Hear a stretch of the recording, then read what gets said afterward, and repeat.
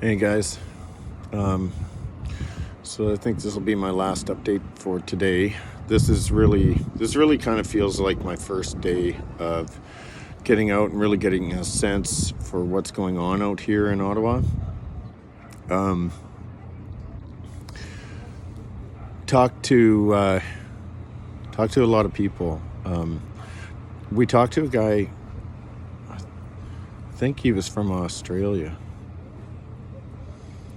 and I can't remember if it was him or another guy, but he made a statement that was kind of interesting. He said basically, like, Canadians don't even realize, the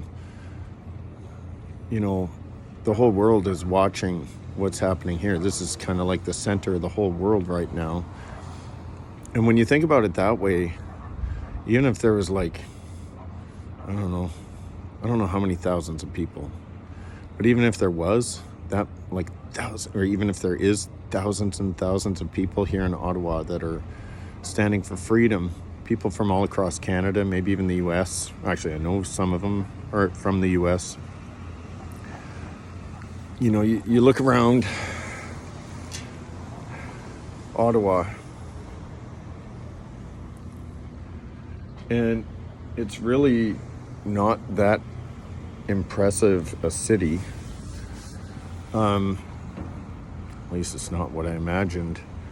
But it doesn't feel like the center of the universe, of the world right now.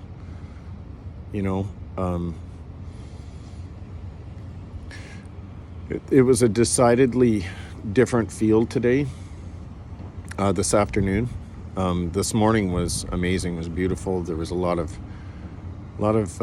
unity and everything. But the gospel went out this morning from Parliament Hill, as I'm sure it did last Sunday and the Sunday before that. I don't really know. But the gospel went out today from Parliament Hill, and there was hundreds of Christians who were cheering at the proclamation of the supremacy of Christ.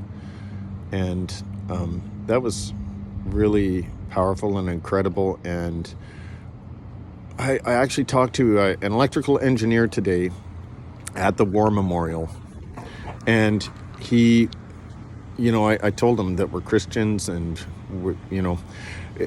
actually I think he noticed Ewan's sign, and then he mentioned about, that there's definitely something spiritual going on. I explained to him that we're Christians, and that really this is a battle between truth and lies, and the suppression of the truth of the supremacy of Jesus Christ. And he said he's not a believer. He's never been religious, as people say, but he said he really has realized how much this is a spiritual thing. He said, I don't know if a lot of other people can't really see it, but he said there's like a spiritual darkness over the whole world right now, and there's definitely a battle going on in that is beyond what we can see and touch and feel. And I just thought that was so interesting, that a man who did not, he said he's not a believer, he's not religious or anything like that, but he recognized that. So there were counter protests today.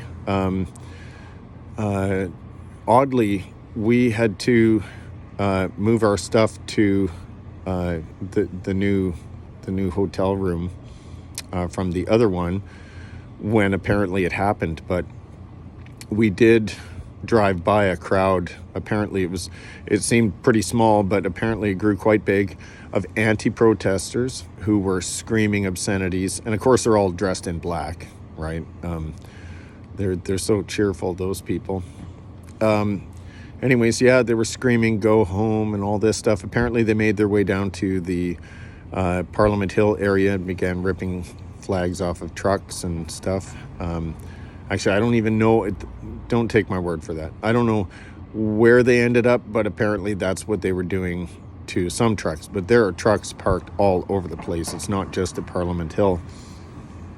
And there's still, lots of people driving around with Canadian flags, but less today than yesterday. I'm guessing because it's Sunday and it's, people who may have stayed here over the weekend are going home and going to work for the week and maybe come back next weekend if it's still happening. But definitely had a more unfriendly kind of feel to the atmosphere today. I don't know if it was just me. Lots more police presence after the counter-protesters, and lots of sirens, lots going on there. So down at the Parliament Hill area, they had live music going and lights and all that stuff, and even that felt different. It was, from the side of freedom and everything, but there was actually a little bit of a spiritual darkness there too. And that's the thing. That's my big thing is freedom without Christ means nothing. And free to do what? To do what you will. That's the first and only commandment of the Satanists, right? I don't know if it's the only one, but it's certainly the first. Do what thou wilt. Well, that's not freedom. That's bondage. It's bondage to your sin nature. But the freedom that Christ brings, he who the Son sets free is free indeed. And unless this nation is brought back from the brink and acknowledges once again the supremacy of God and the rule of law, as our Constitution states, as the Bill of Rights states, there won't be coming back from the brink.